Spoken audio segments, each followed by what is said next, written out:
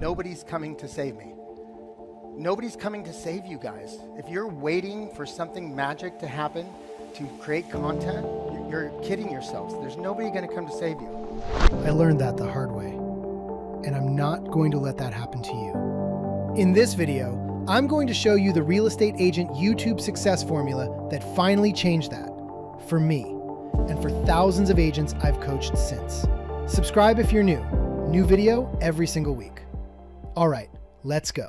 So I'm going to start with this, you guys. I'm embarrassed to tell you this, truly. I'm actually embarrassed because it's true. And I'm the most embarrassed because it happened. When I decided that we were going to become a video-first company, I went out and I bought the best camera gear that money could buy. All Sony, all lenses, everything I could possibly find. I built the coolest studio that you've ever seen. Apple monitors, Rodecaster, ADM Mini Pro. Like, I'm going to run podcasts, and I'm going to do all this crazy stuff, right? And then I hired a camera crew to shoot a full day of content. Not just any camera crew. I hired the crew that had just shot a Tony Robbins event, okay? And if you think that was expensive, let's just say it was over the 5-figure amount. And here's what happened. We shot all day. Every time that camera started rolling, I froze up. I couldn't get 3 sentences out of my mouth without saying, let's start again. Let's start again. And by the end of the day, I had 0 usable footage. I mean, that's what I felt like. I felt like I had 0 usable footage, right? But that's not the embarrassing part. What's embarrassing is that I waited 3 years to start again. Does that sound familiar? Anybody in here ever have a little issue like that? You waited to start again, right? The fear cost me some money, but then the waiting cost me years and a lot of money. And that was the hard part that I had to grasp, okay? Look, today I'm gonna do it a little bit different. I'm gonna do this with just 3 stories. And at the end of every story, my goal is to give you an action and for you to have learned my lesson. Okay, here's the thing. The entire talk is press record anyways. That's what it all comes down to. This is the challenge that almost everybody I coach has. They think that they need something special. You don't need anything special. What you need to do is to press record and to post videos. And if you press record and you post videos, you will be successful. Now, could you press record and post videos that nobody watches? Yeah, it happens, right? So how do we fix that? We press record and we post videos that our clients are searching for. That's the magic. I've had clients that came to me and had been on YouTube for 15 years and had less than 1,000 subs. And in 6 months, we took them to 10,000 subs and generated 20 or 30 deals for them. So think about that. I've been shooting for 15 years and I've just been shooting the wrong content, or I've been inconsistent. That's the killer. All right, so here's where we're gonna go. Story 1. This is a hard one for me. When I was 15 years old, I left home. My mother was a single mother that worked 3 jobs and raised 3 boys by herself. My brother's in the room here somewhere, I don't know where he's at, but it was time to give her some freedom. And I took off on my motorcycle to live with my brother, who was living in Northern California, our eldest brother. And on the way down the Grapevine, heading north, my motorcycle broke down, and it was pouring rain. And I was sitting at a gas station at the bottom of the Grapevine, almost in tears. Now, the boys in my family didn't cry. That didn't happen. But eventually, I got over it, and I decided, okay, I need to figure it out. I borrowed some tools. I hitchhiked to town. I got the motorcycle fixed. And that was the first big story of the rest of my life. Nobody's coming to save me. Nobody's coming to save you guys. If you're waiting for something magic to happen to create content, you're kidding yourselves. There's nobody going to come to save you. If we skip forward a few years later, a lot of years later, in the mid-90s, I ran a very large real estate team in Southern California, 25 agents. I bought a mortgage company called directlender.com. Built that mortgage company to about 280 offices, about 3,000 employees, right? We were doing pretty good. I was flying my plane everywhere, opening offices. I had boats. I had everything that you could possibly imagine. As a matter of fact, we sponsored the Indy 500, and my driver won the Indy 500, and I drank milk in the winner's circle. The funny part is my driver, Buddy Rice, you've probably never heard of him, but his partner, Danica Patrick, everybody knows. And she never won anything. Look, I thought I had it all figured out, once again. But then 2008 happened, and the crash. And when the crash happened, within 90 days, they had repossessed my cars, my boats, my planes. It was going insane. They had seized every bank account. They had seized our retirement accounts. They had taken everything. Everybody that lost their home sued me personally. In one day, my wife got 17 lawsuits. I would take my Duffy we lived on the water, and over to my neighbor's house so I could leave my house without being served. That's how crazy it got. In the middle of all that, my father died. So to say I was in a dark place would be a massive understatement. I was in such a dark place that I was contemplating things that nobody should ever have to contemplate. And I promise you guys, I'm taking you somewhere with this. My lawyer says, we're going to win one, and then as soon as we win this one, everybody else is going to go away. And I said, well, we have to file bankruptcy because I can't pay you anymore. I've sold everything that I own to pay you. And he's like, no, I want you to go to Nepal. I'm like, Nepal? What's in Nepal? He's like, I want you to help me start this orphanage in Nepal, and I want you to get your head on straight so that you don't do something stupid. So this guy that was charging me $600 an hour gave me the craziest advice. I thought he'd lost his effing mind, to be honest with you. And I got on a plane, and I went to Nepal, and we started the orphanage. But I remember one thing. The day before I left, we were packing everything from our house that we didn't own anymore, and I was sitting in the middle of the floor taking a nap in between packing, and I was sleeping on a dog bed. And I was thinking to myself, why am I going to Nepal? What's going to go on there? And how could that possibly help me?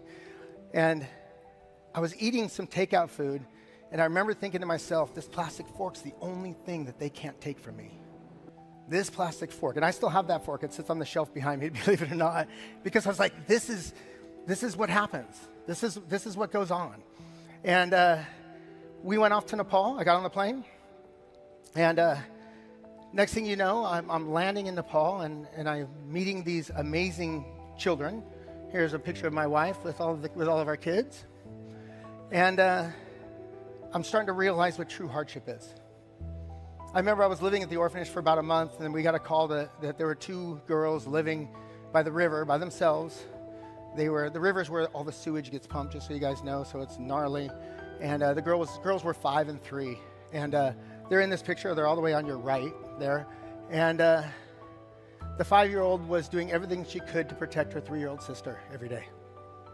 And it was crushing. And we, of course, we took those girls in. Obviously, you can see them there.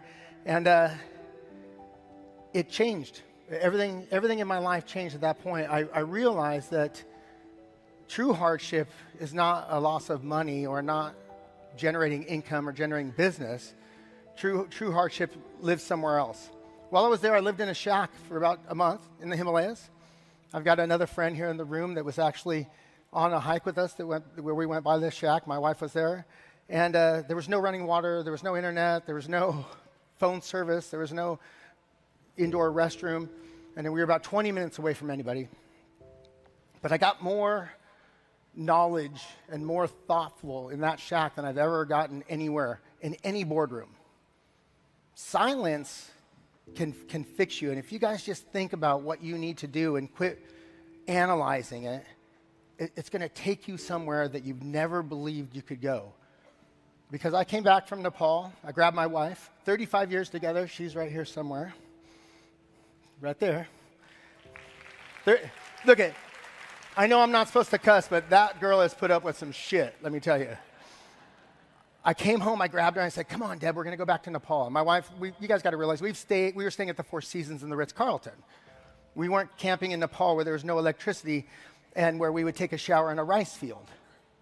Right? So she said, okay, I'll give it a try, we'll go.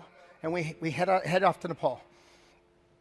And believe it or not, that sign that you guys just saw there, that sign, welcome Debbie, ma'am, will you please be our mom, was probably the most powerful content copyright I've ever seen in my life. Because my wife read those 9 words and she was done.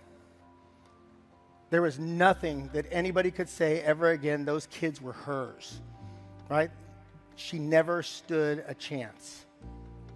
Okay, we grew that orphanage to 18 kids. Our youngest kids now have graduated high school, which we're so excited about because we're not supporting them anymore. And we did 6 medical camps in Nepal, and this is an image of the medical camps. We would see 2,000 people a day. People would walk for 5 or 6 miles a day through the Himalayas at 80 years old to see a dentist for the first time in their lives. So once again, we're being exposed to true hardship. So when we are worried about what people are going to think about us on YouTube, that has to kind of stop, right? That's not where it happens. Look I was broke. I was being sued. I was grieving. And the guy that slept on a dog bed was treating 6,000 people in 2 days. And by the way, just so you know, they call me Dr. Cuha in Nepal because I pull teeth in Nepal. I give shots in Nepal. I do everything that you could possibly imagine because we're bringing volunteers and doing anything we can. And after doing 6 medical camps, you get going. All right, let's talk about the lesson here, the 9 words. And this was the most important part. This is why I told this long story, you guys, is because you need to understand that those 9 words were delivered directly from one person directly to the heart of another person, and they encountered and they did more than anything anybody else could possibly do. And that's YouTube. YouTube, you heard Jason talk about semantic listening. It's the #1 thing on YouTube this day. YouTube literally listens to every single word that you say and then pairs that with what your potential clients are searching for. That's semantic listening. On January 13th of this year, YouTube's turned into Gemini for their algorithm. So now Gemini transcribes everything that you say and compares it with your title and your description and your keywords.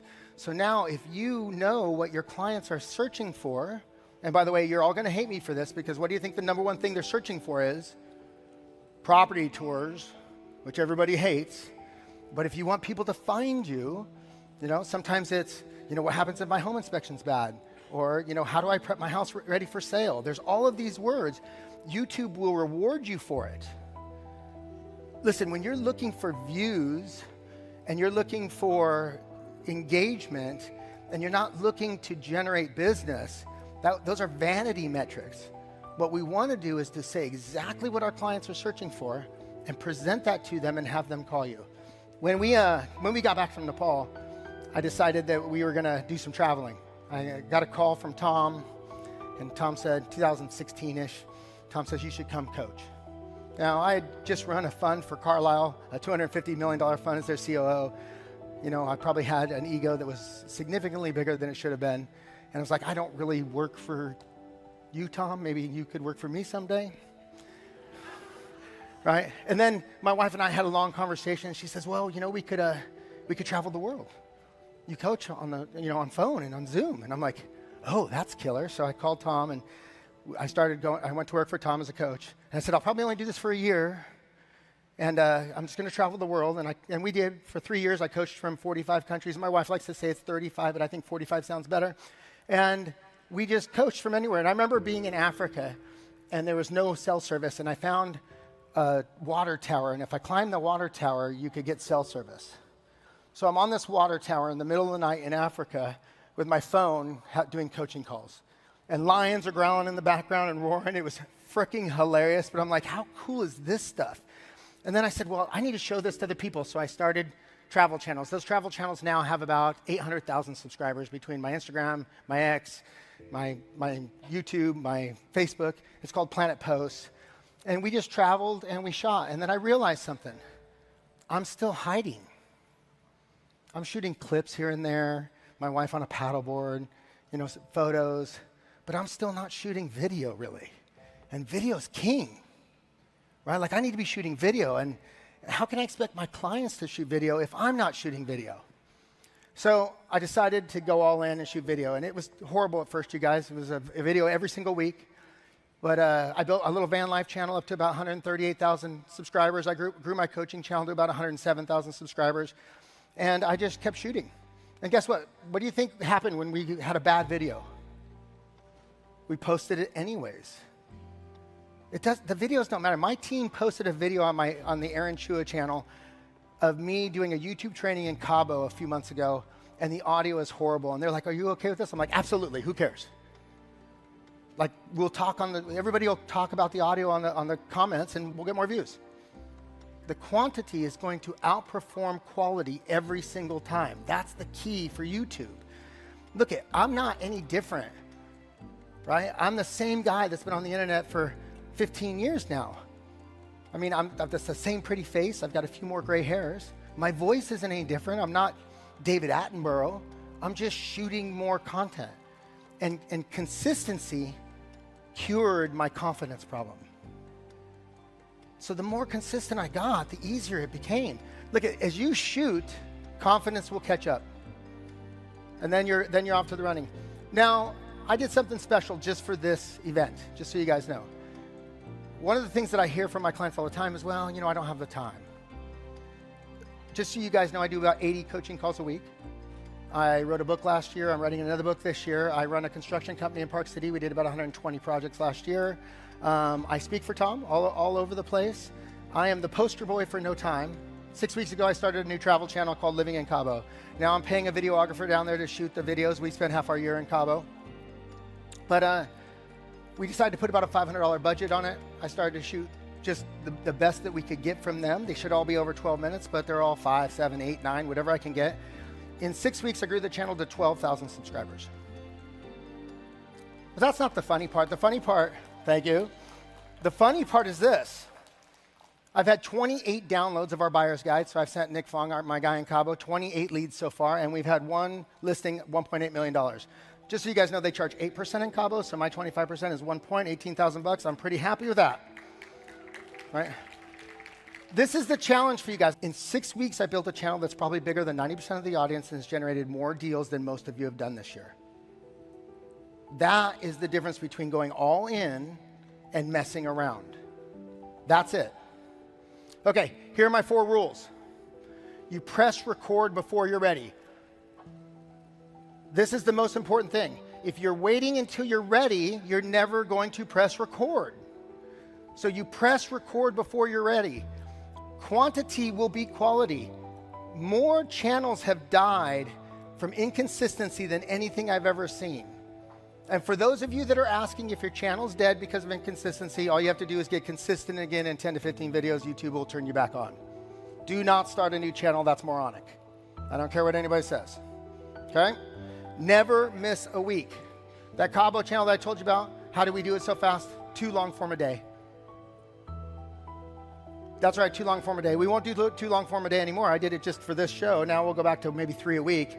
But 2 long form a day, I'm like, I want to grow it fast. Right? And then say the words they're searching for. Semantic listening. That's the key. All right. So that's the lesson for that one. You owe me something. We're going to talk about it. I want everybody in the audience to stand up. Come on, stand up. And take out your phones. Everybody take out your phone, please. We're going to get over it right now. We're going to fix this. Turn on your camera. Everybody turn on your camera, please. Turn that camera around so it's pointed at you. You can't point it at me. No cheating. I want you to say 2 things. Who you are and who you serve. So you're going to press record. When I say press record, it's going to be 10 seconds. Who you are and who you serve. And in the next 10 seconds, 5,000 people in this room, and who knows, 10,000 people online are going to shoot their first content. Or some of you are going to shoot the first content that people are searching for. Okay? While you do that, I'm going to do it. So you're all going to be in my video. On the count of 3. 3, 2, 1, go. Hey, I'm Rachel Natong. I'm a realtor, and I service Connecticut and Massachusetts. My name is Genesis Gonzalez, I'm Minnesota Realty, and I help buyers, sellers, and investors to create generational wealth through real estate. My name's Aaron Cuha. I'm a coach with Tom Ferry, and everybody's shooting content. Here we go. All right. Listen, the hard part's over. You just shot some content. Nobody in here has an excuse that I don't know what to shoot. Everybody here can post that and tag me, and I'll comment on it. 5,000 of you.